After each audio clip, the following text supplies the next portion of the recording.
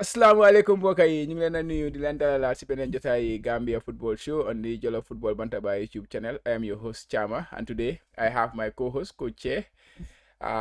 Comme ni ñu ko dee defee rek every Sunday we have a xam nga dañuy am fii suñu jotaay bi ñu discuss yëngu-yëngu Gambian football bi lan moo nekk di xew si biir dëkk bi in terms of football league si ak yooyu noonu ba pare ñu dem seeti outside foreign based players yi naka la gars yi nekk di def si seen respective leagues yi. So tey nag ñu ngi leen amal discussions on the Gambia game which is upcoming against Chad, that is the African Cup of Nations 2023 preliminaries, and also there is some new development. GFF ñu ngi war a dem into executive, like ñu ngi war a dem into elections, and there is a new candidate who showcase boppam ne dafa bëgg a nekk president, the next president of GFF. I know GFF dañ leen dee dal fii all the time because of nekkuñ di def seen liggéey ni ko war a defee comme ni ñu ko dee waxee rek suñ deful lu ñu war a def dañ ko dee wax fii nii. So te dinañ waxtaan si affaire yi elections yooyu noonu which is scheduled to take place in August this year. So but balaa ñoo dugga into any discussion xama may suma waaji coach mu nuyu mbokk yi. Coach nuyu naa la nu mu fa demee.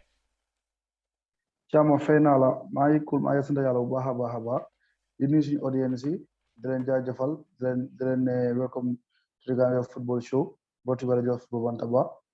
Am nga di leen ne tey tamit we have so many important topics to talk about am nga concerning Gambian football as we always do.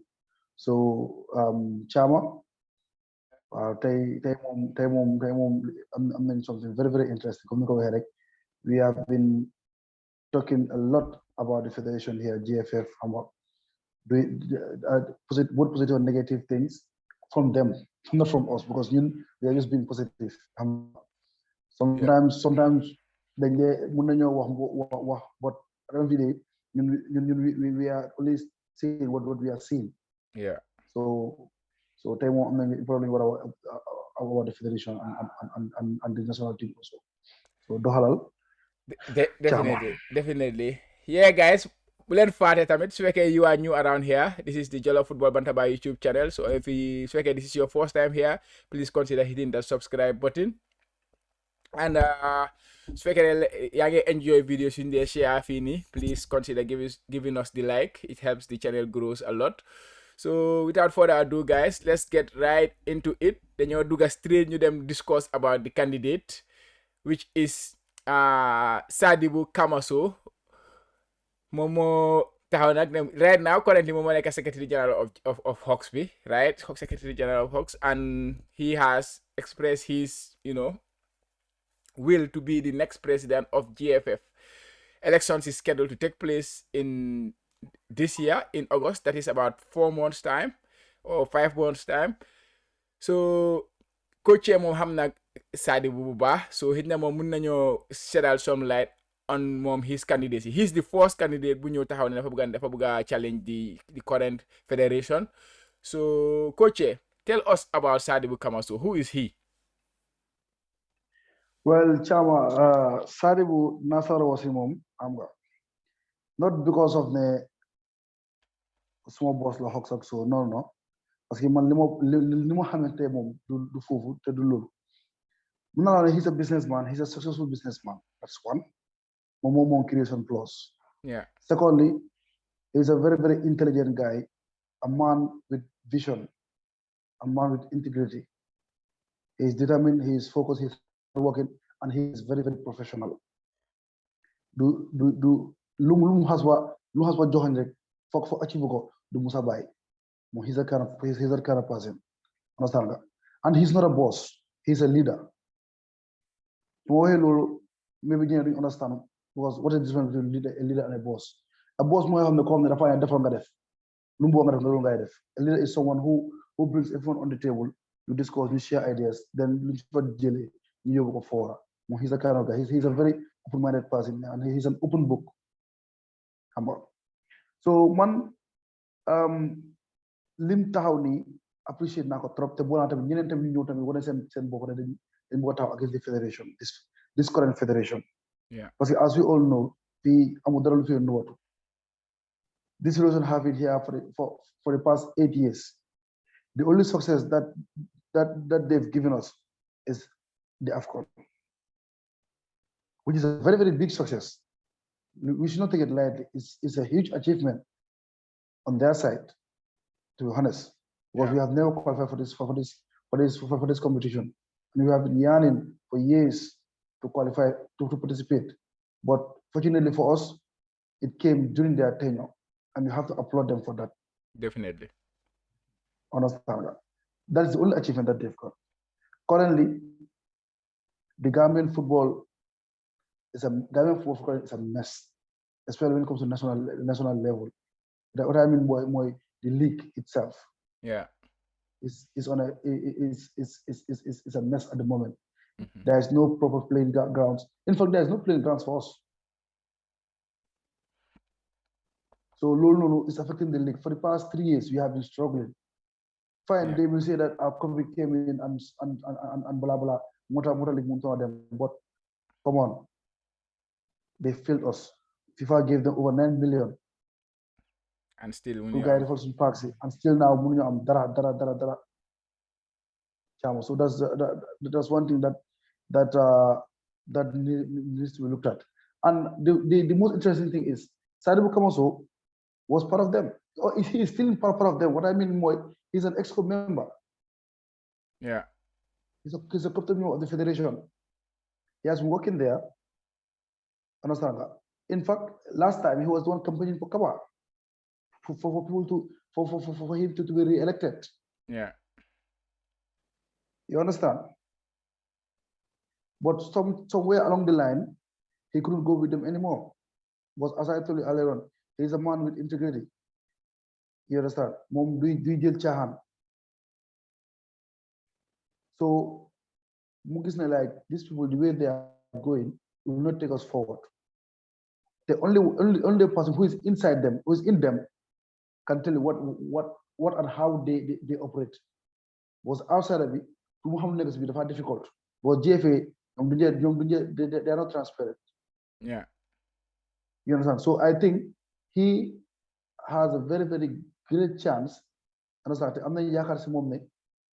If he is elected as the new president, understand? Dina muna defar lu bari parce que mu ngi release his starting 11, which most of them is about institutional reforms. Yeah, okay, but you get into details about Lolo. Let me just play a little bit of devil's advocate here. Like you say, he was part of the GFF. He was part of the GFF, and how long did he spend with them? You know, how long as an executive member in this current GFF? Because maybe he himself also has to take some blame about what GFF has been doing, because he's also part of them. So I'm just playing devil advocate here, because I don't know him. You know him personally, and you can say more about him than myself. That's why I want to throw that question to you. Well, Chama, as you all know, everything that we do is governed by the Constitution. Yeah. You understand? Mom, the family limit on the yeah. What he can do, he throw in his contributions, his ideas, you understand, his suggestion. At the end of the day, he has no power to make decisions. Yeah. So what position did he hold? What position did he hold when he was? No, he was a captain member. You understand? Just recently, this NCC, we know definitely about raising funds to the AFCON. Yeah. He was the vice chairman. Yeah. Of that team. Understand? How much chama? Come on, my young man is easy. Chama. Man, mun nañu liggéey together. Man ñëw nga ñu liggéey together. Along the way, ma gis na yow ni nga doxale it's not right. Again, yeah, that is also that's a huge possibility. That could be the case. But again, you know, if we are gonna give somebody the seat to lead us as our next GFF president, we need to be very sure about that, because, like you say, currently the system that is there, or the executive that is there, they have failed us in many ways. Apart from the AFCON, and the AFCON, they cannot take the credit alone. The credit has to be spread around.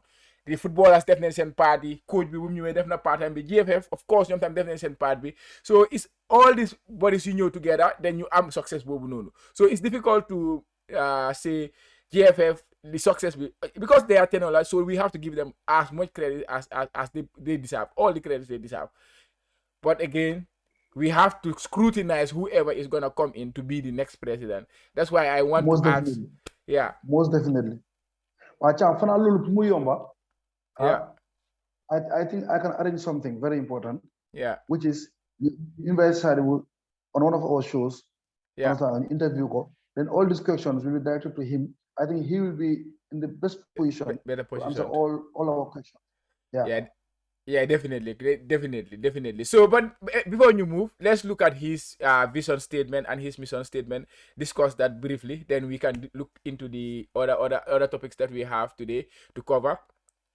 let me just go back to him his vision he say uplift and his motto of his campaign is restore confidence because confidence has been lacking as we know that is I think any Gambian who follows Gambian football will tell you there is a lack of confidence when it comes to the system generally like GFF so he that is where he is basing his campaign on he want to restore the confidence of the people and his vision is uplift and preserve a preeminent standard of football in the Gambia place Gambian football governing body on a pedestal for technical, structural, and financial self-sustenance. So that is a big statement there.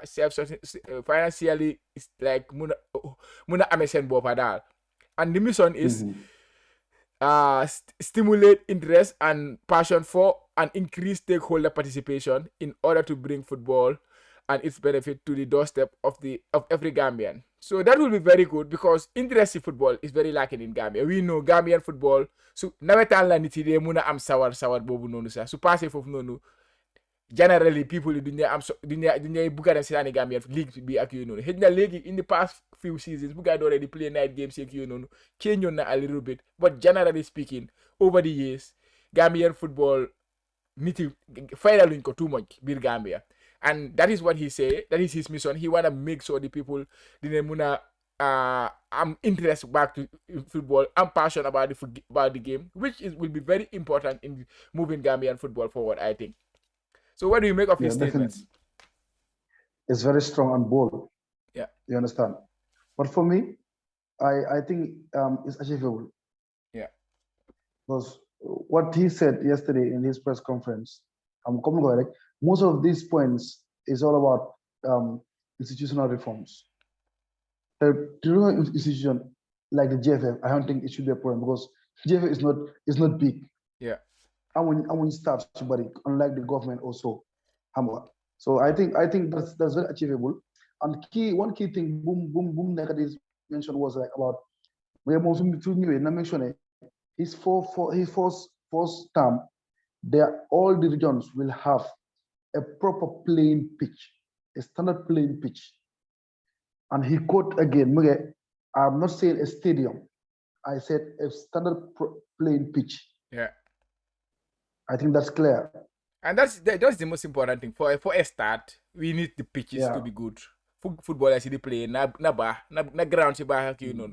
Fans will come, pavilions will come gradually. But yeah. So Momdal, his biggest challenge that is restoring confidence. Okay, restoring confidence. I think that will be his biggest. That will be his biggest challenge. That is his biggest target. Because Lulu Moeta league and sponsors. Yeah.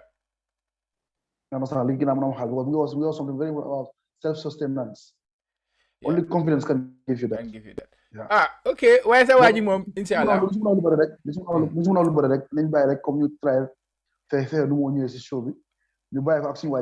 Sana exactly. Lola was in his suñ politicien bi.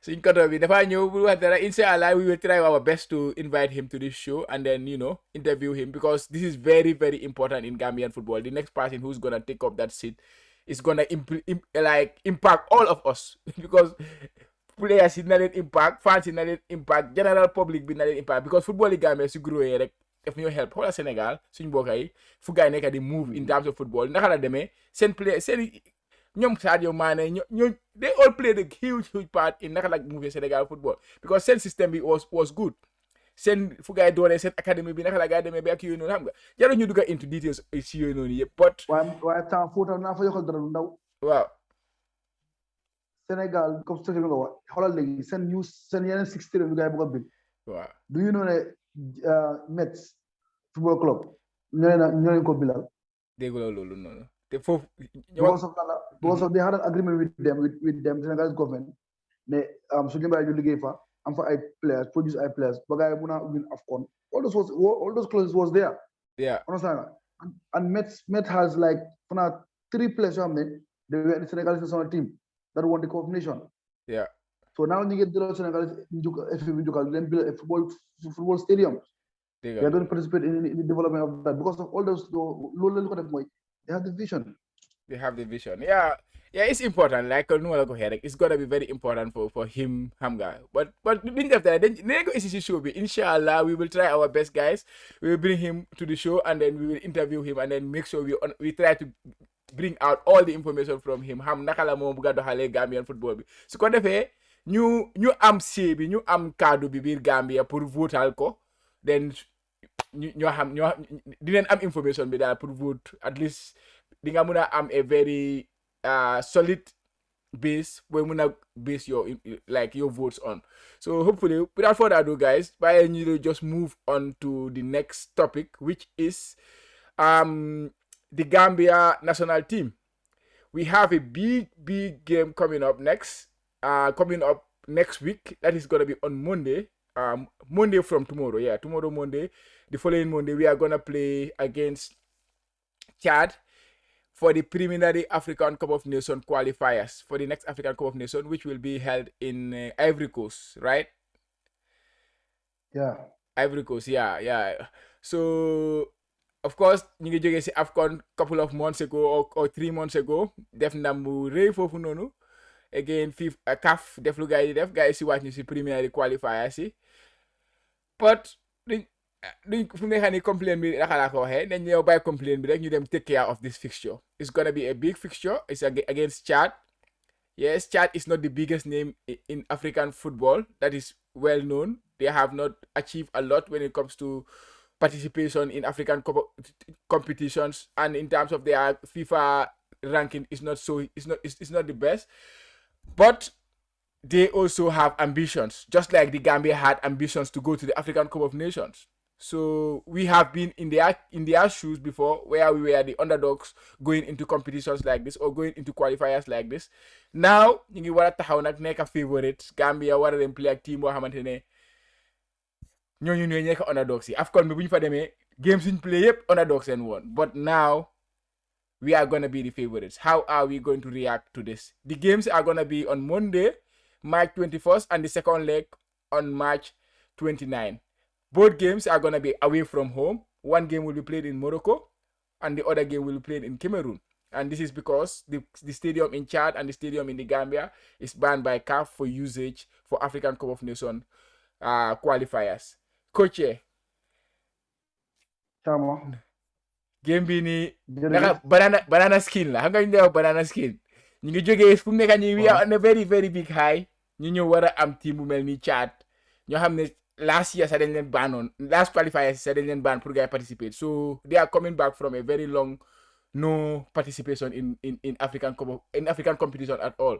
What do you make of this game, coach? As we all know, as we all coaches say, there is no easy game in football because you are coming with 11 players and they are coming with 11 players. Understand? Te ñun comme ni ko waxee rek ñun yaagu ñoo jógee si ñoom fu ñu toll nii yaaguñ see jógee. Understand that? So I think we need to respect them, and it's going to be a tough game. It's like going to be a neutral match for on both legs because of Chad are playing, the first one will play in Cameroon and the second one will play in Morocco. So which means that Ken Amut advantage, Simon. They are all playing on a neutral ground. So no longer so which means that we need to do more as a team, understand that? And the coach needs to do more on his side. And we will like to see a more attacking approach this time around because since Yakar, with the players we have, and what we've just achieved with the confidence we have right now, I think Chad shouldn't give us much problems or more problems than Limjota Jogi. Yeah. So man, I'm very optimistic that like we can have a very good results at this chat. Yeah. Yeah, definitely. But since squad we boy, squad we it should have been out by now because so I may see official football clubs see, for example, Ajman, uh a lot of them, not just Ajman, there's a lot of clubs you already post on their social media account their player has been invited to the national team. But GFF releasing any list of players you guys intend to use, you Tom intend to use in these qualifiers. Naka nga gisee loolu noonu waaye look at yéen a wante wala lan la. One this always why I always have problems with GFF. Transparency. Chama. Transparency is key. GFF still now they haven't learned. They haven't learned their mistakes. Transparency is key. Bala clubs di ko wara release. Fra GFF ñoko ro ñiko wane. Definitely. Ne only Nigeria, Cameroon, all these other countries who want to play playoffs. You release send squads. What is the big deal? What is the problem? When you release squads, players, you wanna have nalla. Jahal na wale. Nda bu mo understand GFF dal. GFF dal problem bi dal mo daf ma jaal. Lu tax mënu ñoo wax ak nit ñi xam ne ñoom nit ñi nañoo liggéey nit jaaleen fa tek. Definitely. The guy ngi release Bakary Diatta ñu ngi war a wax about moom sax. Bakary Diatta moo xam ne mi ngi play biir Germany in the second tier of German football. So his team is doing very well, Hamburg, and he is doing very well in terms of his goals involvement in the team. I think he has already 8 goal involvement for them this season. And we know mi ngi amoon case bu mu doon issue bu mu amoon biir Germany ak yooyu noonu affaire yi some issues, but we don't have any information on that. So GFF ñu ngi post seen official page bi ne he is available or he could be used for this qualifier. So maybe he is cleared in his situation. Mom he is doing very well in terms of club football. What do you make of his possible participation for the national team?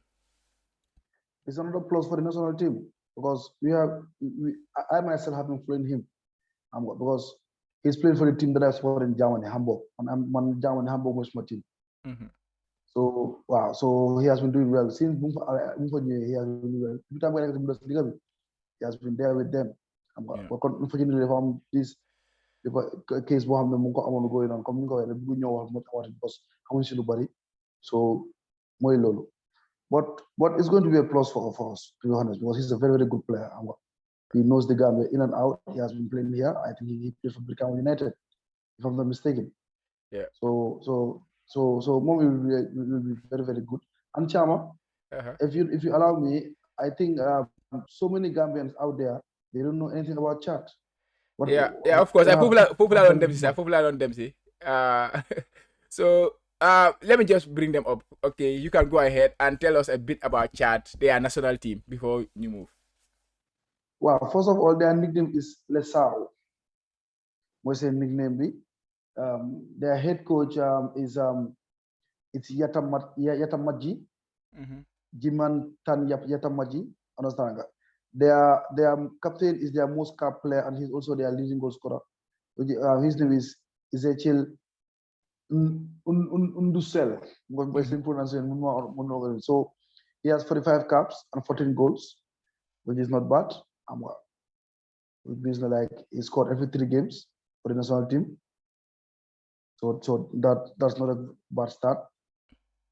And also their FIFA ranking currently is 188. Their highest ranking was in 2016. They were 97. That was good. Their lowest was 198 position. That was in 1997. So Chad's first official international game was a game against Niger in 1961, which they drew 2-2 in Abidjan. Their biggest defeat their biggest win came against Sao Tome. You understand? They won 5. Yes, they won 5-0. both of them, their biggest win is 5-0, and they both came against Sao Tome, one in 1976, the other in 1999. Yeah. And their biggest defeat, official defeat, came against Congo, Brazzaville.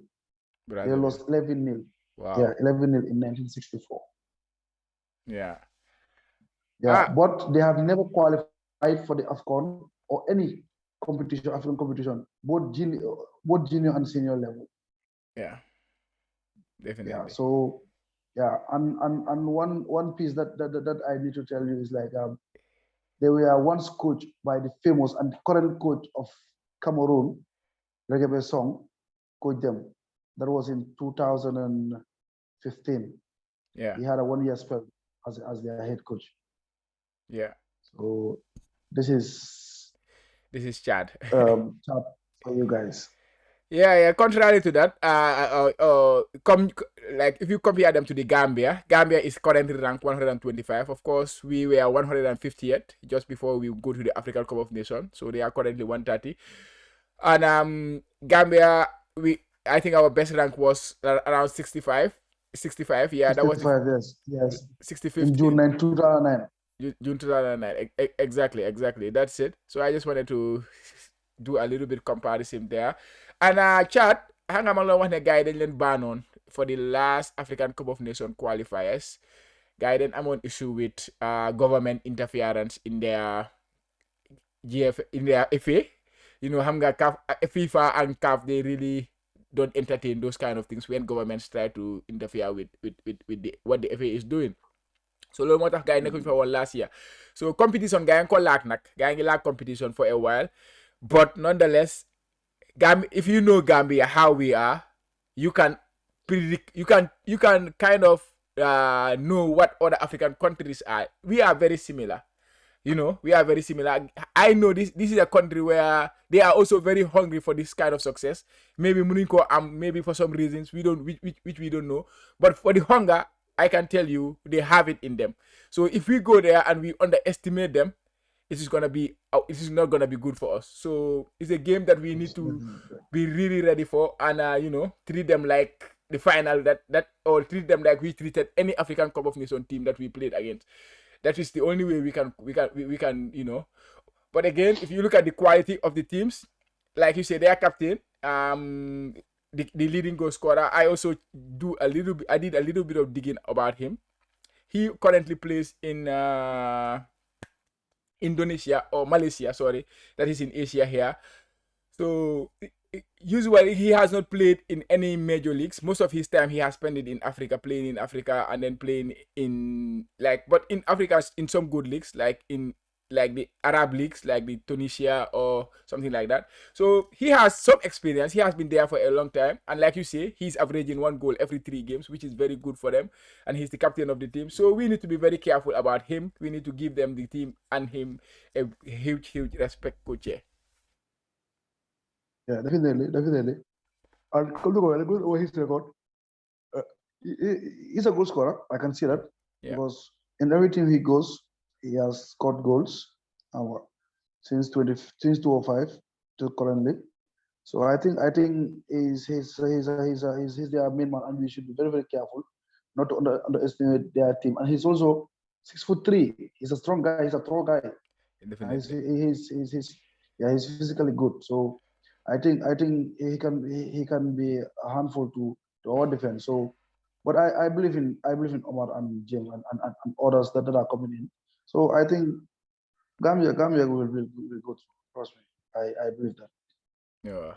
I don't think Chan can stop us. Okay, yeah. Hopefully we will do that, and then move to the qualifiers again, and then take it all the way, just like we did last time. I think there's gonna be another AFCON in 2023, 2022 one, 2023 one. So AFCONs are coming like very regularly nowadays. So I don't know how this qualifiers is gonna work, but it's gonna be very rapid one. It's gonna, because time is another issue when it comes to international football. They have small windows to play, so I don't know how they're gonna play it, but we will see. So next ñu check suñ National League bi, GFF league at least lately they are getting a little bit of consistency when it comes to games. There is not a lot of postponements. There is still some postponements, but not as much as it was in the last few weeks, I would say. So let's see how the leagues are panning out. First division, this is the results and the fixtures for this week.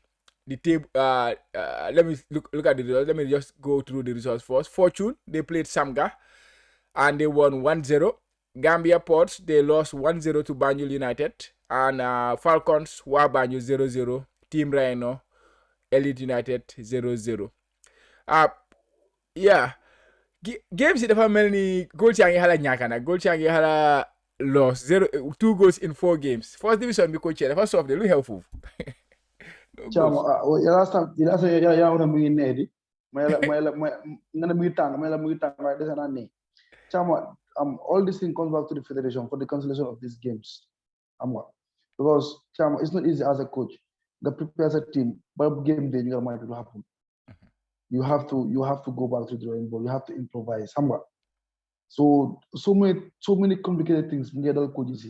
So that's difficult. Punga am the right or the best performance from your players. Definitely. Because at the end of the day, football is played by the mind. Yes, you go come and say, mindset bit of right before I'm gonna perform. So all those things can have impact on our recent games. A lot of teams performance them down. I couldn't remember the last time I watched the league game. All because of Landa.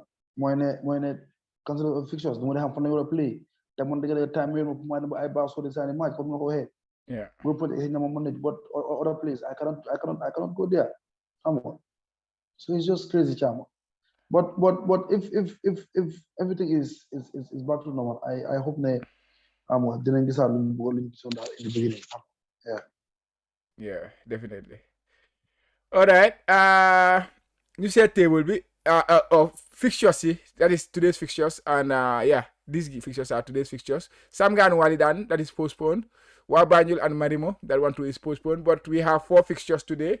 Armed Forces, they will play Hawks. Banjul United, or Birkama United, they play Real de Banjul. Gamtel, they play Steve Biko. Big game. Yeah, Birkama United ak Banjul ak Banjul. Xam nga bobu bi wa Brix ak wa Banjul affaire la. So it's gonna be a very big game. Hawks is a big game. It's a big one, yeah. Hawks Amphos ñom tam yaga nañ ci affaire yi Hawks tamit xam nga ñom tamit veteran lañ ci ligue bi. It's gonna be a good one. Te Amphos ñom every year dañ de mëna am a solid team, xam nga. Ñu de mëna am a good team. Yeah. Talking about Amphos ak Chama, their head coach has transferred to Real de Banjul as their assistant coach now. Oh wow! Wow, which is a bold move, but I don't know why and how. Yeah, because I can't imagine myself being a head coach and then team like what?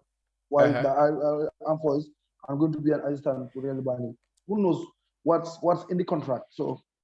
Yeah, it's weird though. Yeah, it's a very weird move. You know, I've never heard of something like that happening in football, where a coach leave a team in the first division and then become a assistant coach in every interesting thing happens in the Gambian league, guys. If you wanna know. Definitely, it's crazy. Yeah, Gamtel also plays Steve Biko. It's not a bad. That one is a good game because Biko ñom tamit xeyna légui la rek waye ñom tam team bu mag la bir Gambia. Gamtel tamit ñom tam yaga nañ ci affaire yi team bu mag la. Manimo Walidan. That one too could be a nice game. Bo suñ bokay la wa Manimo yi suñ bokay wa Manjay.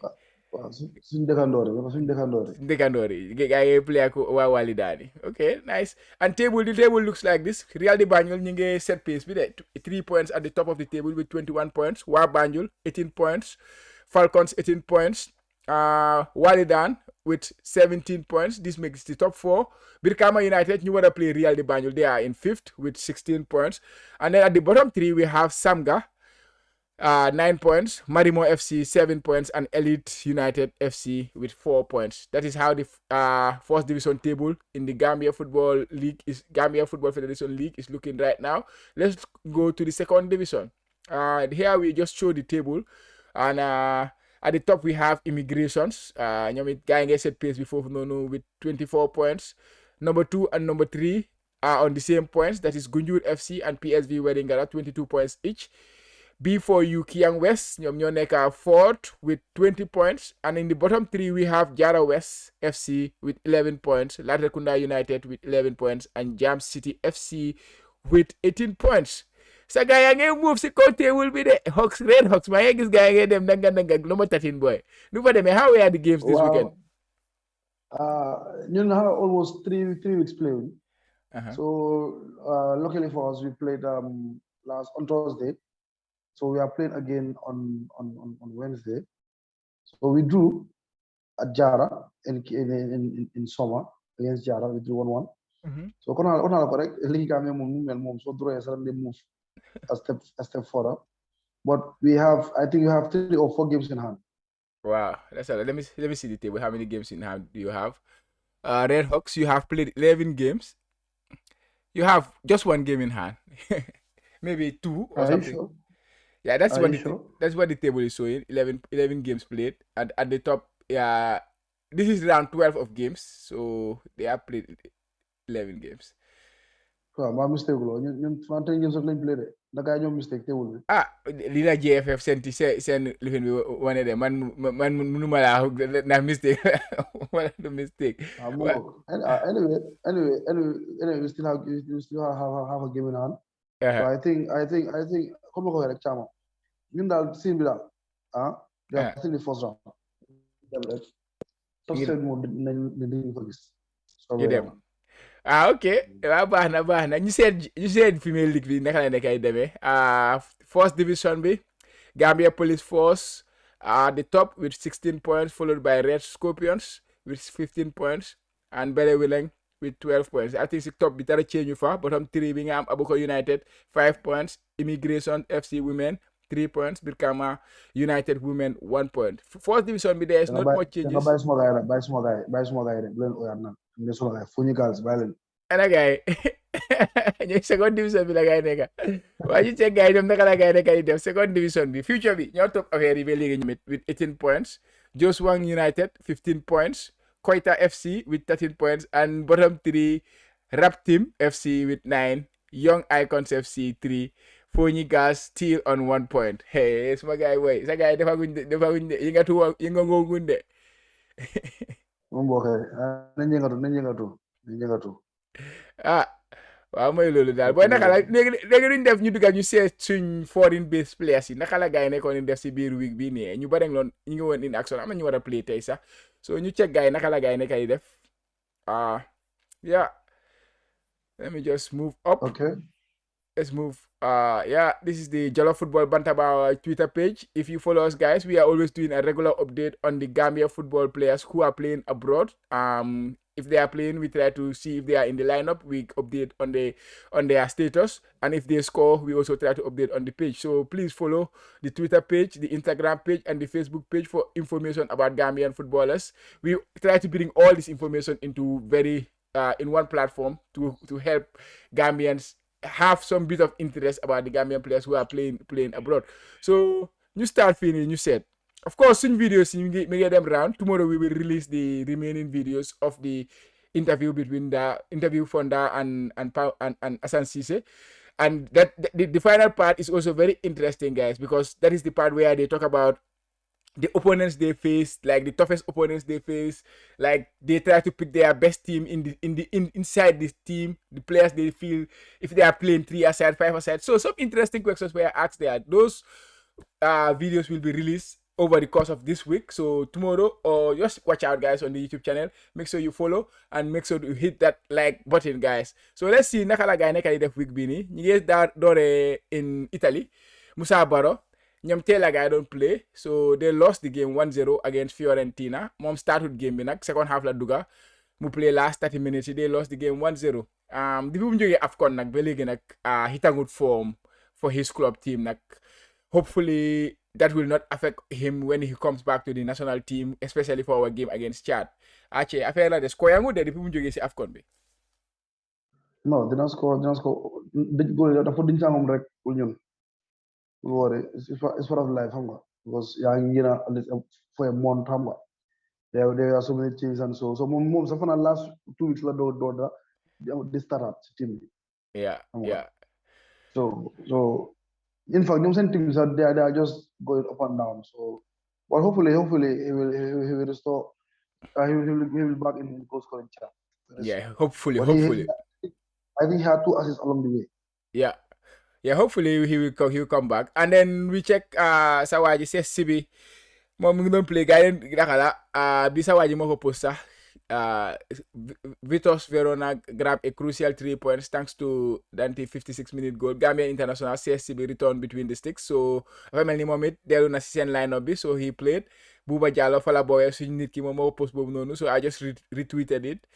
And then next Assane Cissé ñoom démb la gaa doon play I was watching the game. I watch the full. I have not watching. Maybe man maa ko jinx tamit xam nga ma seetaan ko rek. This is the first loss they have in 18 games. FC Zurich. They are 15 points at the top of the table.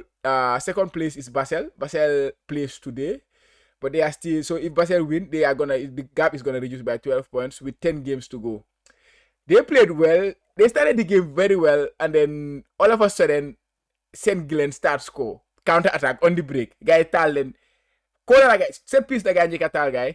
After on the break guy Talent mu nekk 2-0. So then Zurich door di chase game bi rite game bi after sa gars yi counter attack yi nii rek di leen jam rek si counter yi am nañ si ay offside Assane score na si game bi but dañ ko rule out for an offside. So yeah, that is their first loss in 18 games. Assane is still the leading goal involvement in the league. He has 20 goal involvement with 14 goals and 6 assists. He's still at the top of that chart. Coach maa leen de waruma woon a seetaan match boobu de. Non amul leen tombé mu indi ay gaaf rek. Well, bana, kon dinaa watchat. Anyways, games yi gars yi show on One Football app. So if you wanna watch the Swiss League, it is usually on the One Football app. You can follow Assan's progress in the Swiss League. He's doing well. He was very impressive in the game, but it was just an unfortunate scenario. Yoo xam nga rek football léegi-léegi noonu la demee set piece ñu jam la benn set piece benn counter ñëw rek ñu jam la yeeg affaire yi jaasoo na. Football loolu la win lose or draw la. So soo génnee da nga war a xam loolu. Yeah, definitely. That's the reality of the game. So yeah, suñ Capi bi tamit Capi moom tam yesterday mu ngi doon play against Juve but then lost game bi 3-1.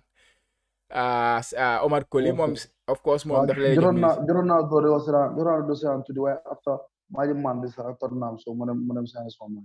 Nga jam faa ko caa boy yow bàyyi loolu. Jam faa ko Manchester la boy.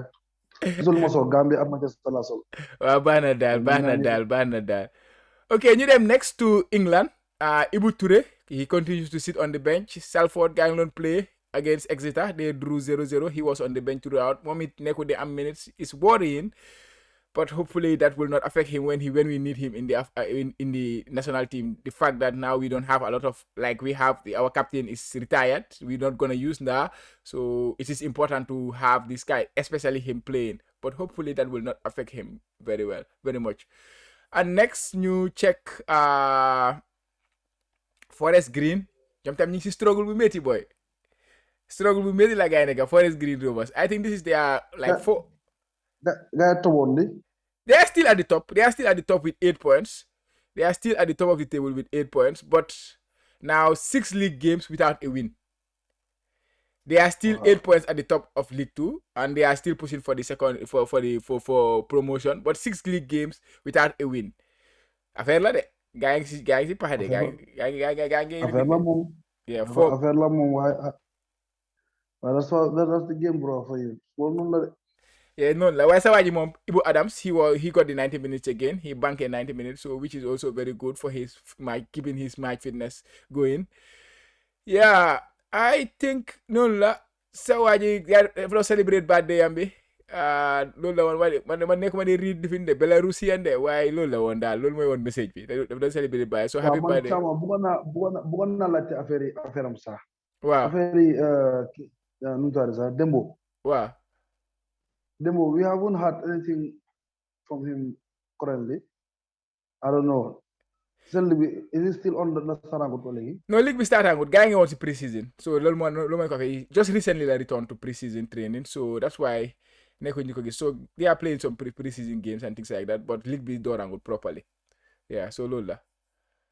And next sa waaji boy Lamarana Jallow mi ngi Royal Sporting seen new team bi this week maa ngi gis buba moo ko post moom tam mi ngi def dara sa waaji tam Kajali tam dafa score na Cape Town So yeah. si début am ndax seen second team bi. Voilà, si first team bi la score seen game bi la but si post bi si seen Cape Town seen post bi rek la man dama ko retweet rek they say Kajali scored a beautiful goal and Darren Keith played 45 minutes in the 3-0 win over Cape Town Sports. So look like I post, so that's what I know. But they say he scored a beautiful goal, which is nice. So gisee ma lawlo because South Africa dama dey follow seen league bi. And they they also have this under 23 league going on. Yeah. So Kajali, I've been following him since them, but yet still playing button. So Sanan under 23 and Sanan first team, but he hasn't featured yet. So what am I like that play demo? Was it under 23 or 11? Yeah. But I'll do my research later on. I'll do my research and see. All right, no problem. Defal loolu. Well, yeah. Just players you know len amoon ñu nekkoon di play this week. Houston mu ngi doon play dafa start against Boavista but 0-0 la game boobu demee.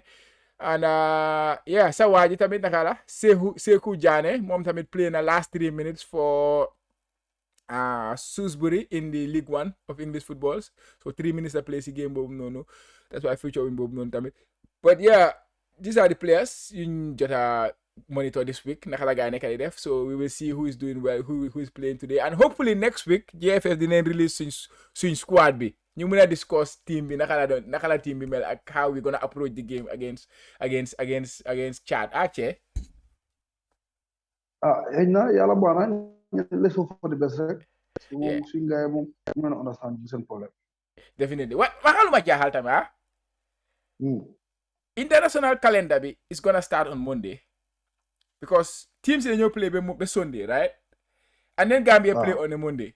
So I don't know what is the fixtures for them as an Italian player sake, what is their fixture situation this next weekend. But they have to play on Monday. That is so close. That guy ne muna travel in time, so I could make game. Look at game what a Monday. Well, Chama, calendar bi comme ni ko waxee rek la. But FIFA dañ jot national teams doole ba nga xam ne like national teams suñ la ooyee you should come first. ñu am priority pour nga ñëw. Yeah. So I don't think that will be a problem. I think su guy play weekend bi or midweek, most likely they will travel. They will come. Yeah, but international week be start on Monday. That is what I'm telling you.